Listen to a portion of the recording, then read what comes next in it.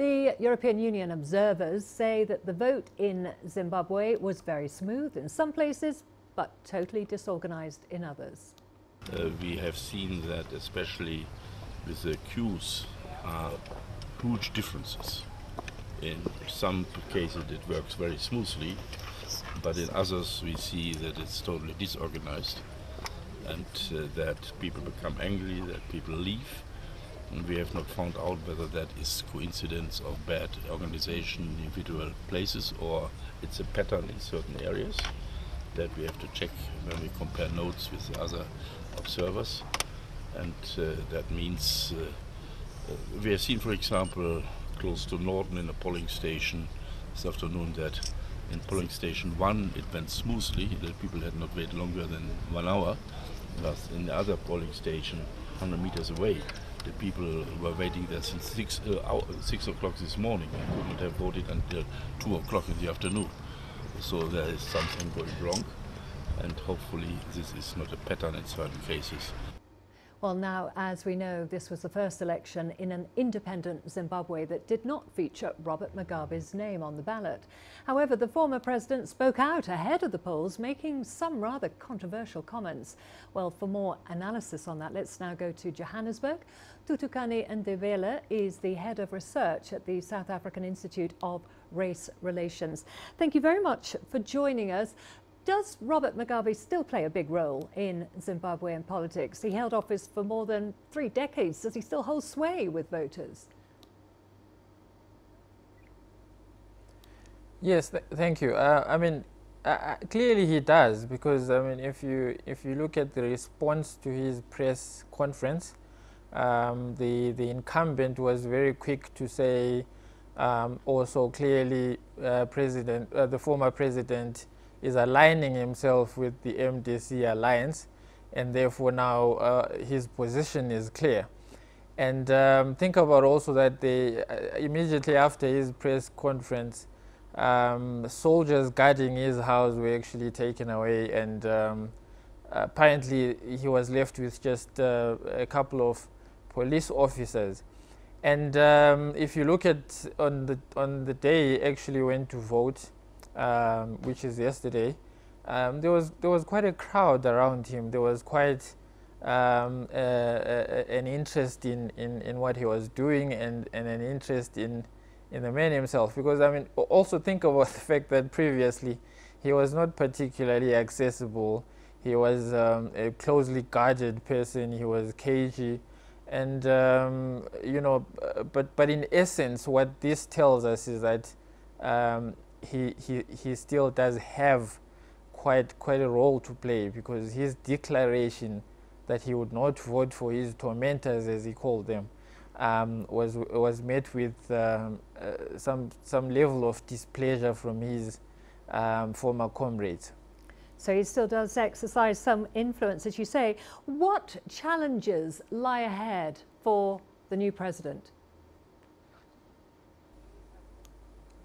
I think whoever takes the crown is faced with a whole lot of, the biggest challenge being the economy, because the economy is really not functioning properly. There's cash shortages, there's, generally the economy itself is not well. There's a whole lot of unemployment. I think it's estimated to be at about 80% at the moment. And I think generally also the whole question of reconciliation, because there's still the question of human rights abuses in the past, and in particular in the 1980s, when there were those massacres in Matabeleland, and an estimated 20,000 people were killed. So the incumbent at the moment, Emmerson Mnangagwa, has not come out to say that, or even particularly offer an apology, but he has simply added on to what his former boss used to say, that, well, this was a mistake. We need to move on from that. But this is one of the things that need to be addressed, because without taking care of these crucial issues, there's limited opportunity to move forward as a nation. So big challenges ahead, as you say, on the economy and reconciliation.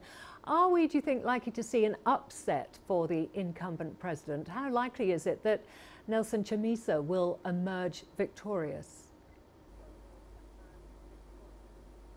Well, I think if you read into the developments leading up to the election, you would have seen that Nelson Chamisa actually put in quite a lot of effort in his election campaign, and I think he has actually done much better than we would have thought.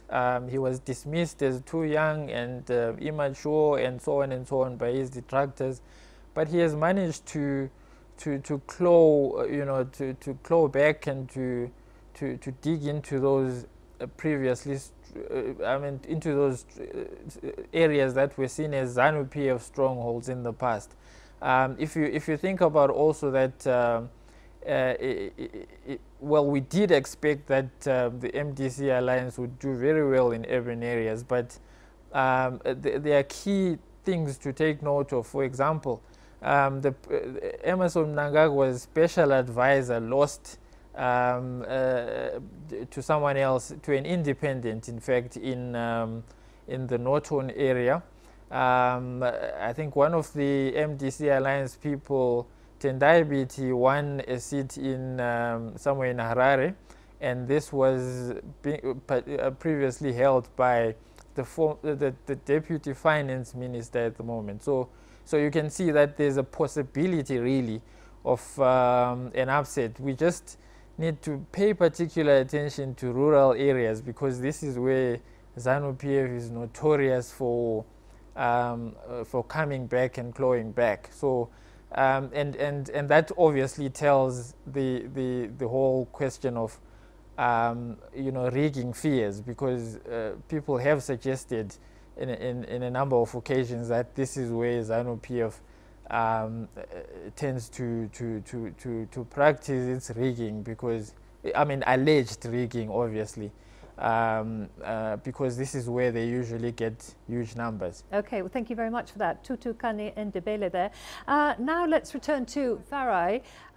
What scenarios should we be looking at as far as the elections over the next couple of days in Zimbabwe? Well, Karen, it's effectively a waiting game. Now, Zimbabwe Electoral Commission, as they say, will start verifying the results that are coming to their command center and announcing them from this afternoon.